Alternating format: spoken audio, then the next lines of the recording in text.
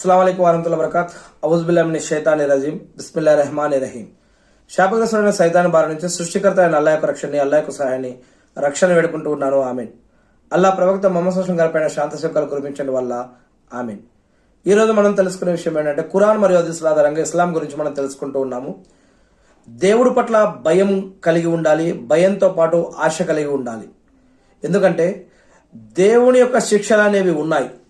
దేవుడి యొక్క శిక్ష పట్ల గనక మనకి భయం అనేది లేకపోతే మనిషి ఇష్టం వచ్చినట్లు జీవిస్తాడు అనమాట.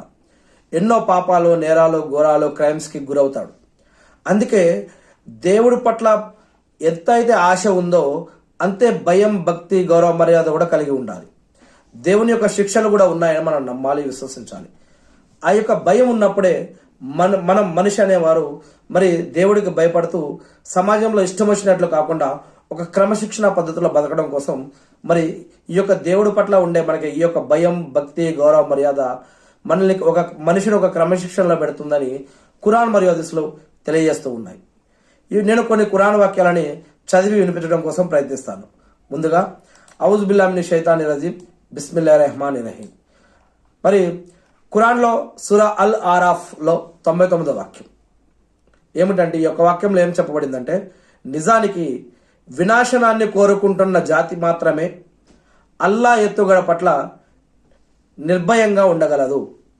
ఇక ఇంకో చోట అల్లా ఏమంటున్నాడంటే, యూసుఫ్ సూరా 87వ వాక్యం, దేవుని కారుణ్యం పట్ల నిరాశ చెందేది అవిశ్వాసులు మాత్రమే. దేవుడి కారుణ్యం పట్ల నిరాశ చెందేది అవిశ్వాసులు మాత్రమే. అంటే దేవుడి కారుణ్యం పట్ల మనం నిరాశ చెందకూడదు. మనం కష్టం, నష్టం, బాధలు, ఇబ్బందులు, అనారోగ్యంలో ఉన్నా కూడా ఎవరికి ఆస్తిపాస్తులు, ఐశ్వర్యము, ఆరోగ్యము, సంతానము, సంపద, పదవులు, గౌరవము మరియు ఎవరిని ధనవంతులుగా చేసి ఎవరికి ఇవన్నీ ఇవ్వాలి, ఎవరికి వద్దు, ఎవరికి ఇచ్చి పరీక్షించాలి, ఎవరికి తీసుకుని పరీక్షించాలి, ఎవరిని వేడితోటి ఎలా పరీక్షించాలి, ఇవన్నీ కూడా దేవుని యొక్క చిత్తం అన్నమాట.